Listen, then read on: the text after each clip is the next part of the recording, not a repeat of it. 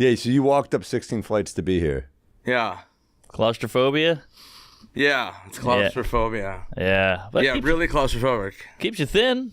It does. I'm really, really thin. Dude, it's the biggest issue in New York. Yeah. That's like the big. Everywhere else is easily accommodated.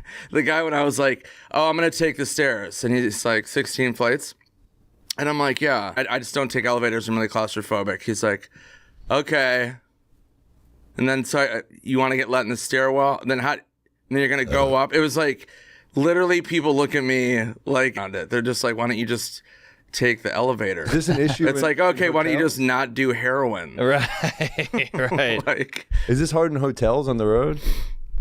yeah, but I usually, I'll call ahead. I'll make sure. You know what I mean?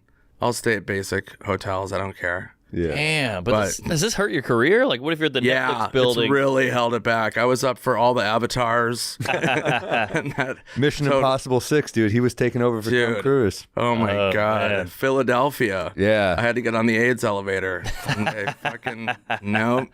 I think God damn it. Galifianakis has a similar thing. He does? I don't think he can. I remember in Kings of Comedy or whatever that was called. Was it called? No, Comedians of Comedians of on Comedy. Comedy. He's white, but he wouldn't take the elevator.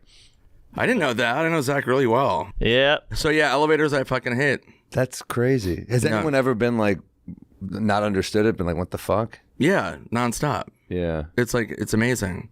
I don't understand why would you want to stop an elevator? Maybe a birth.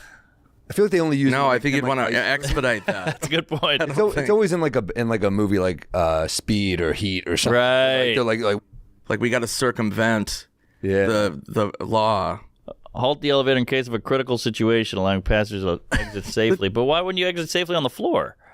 Yeah, why wouldn't you want to get out? Wait, this is a true story that happened to me.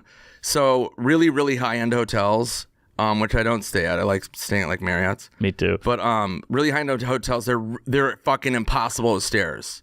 They're like all locked down. It's super difficult. So I was filming a movie in Boston, and they put me up at the Ritz Hotel. And I was like, I don't need that. I go, I can just stay at the Marriott.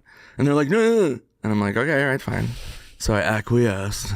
Yeah. But we stayed there, and my friend Jay Galvin was with me, and we had to take the elevator, and we're going down from my floor, and all of a sudden it just goes, "Yerp," and stops. Oh God. And I'm not embellishing this. And I fucking ripped them open. And I'm not joking. And it was halfway to the lobby. And I'm screaming. It was like out of a Keanu Reeves movie. I'm like, jump, jump. And Jay's like, what the fuck are you doing? And I'm like, jump now. And he fucking dive rolled into the lobby. Whoa. And then I dive rolled into the lobby.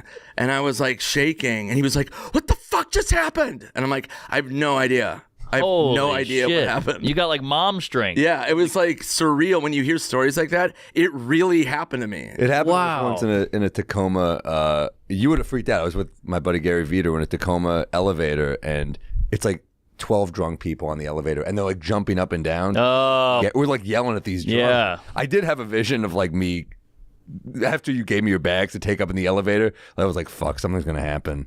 Yeah. Yeah. I always think that when I do it, it's going to happen. You know what I mean? Right. That's why I'm like, and your elevator doors are the ones that are like a tomb. Uh-huh. Where they just mute our flight, flew into Minneapolis, and I had to just pop over to Michigan to do a college.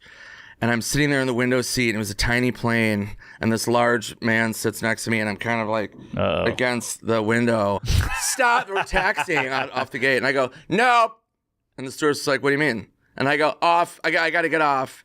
And she was like, are you sure? And I'm like, yep. I'm clawing me into the window. Right. Yeah. But that's gotta suck to be so fat you trigger someone's phobia. One of my friends like took me to some like rich dude's house for some afterbar, and he had an elevator, and it was literally the size of a coffin. And they were like, all thought it was hilarious, and it only fit like 3 people, and they all like piled in drunk, and it got stuck.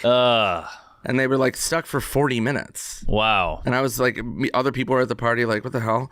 And they called the fire department. I was like, why would you even risk that? Yeah. Some of those houses have, but it's always the shittiest elevator. Oh, yeah. What the Yeah. fuck? Yeah. Buried Can't even alive. process that. Exactly. You're buried alive. And it's a real story about a fucking dude, Richard Gere. No. So this guy got stuck in an elevator for 3.5 days. Oh! And it's 100%. The guy was on Oprah, made national news. He left work on Friday in Manhattan, left work on a holiday weekend. Yeah. And then forgot his phone, went back up, and the elevator got stuck.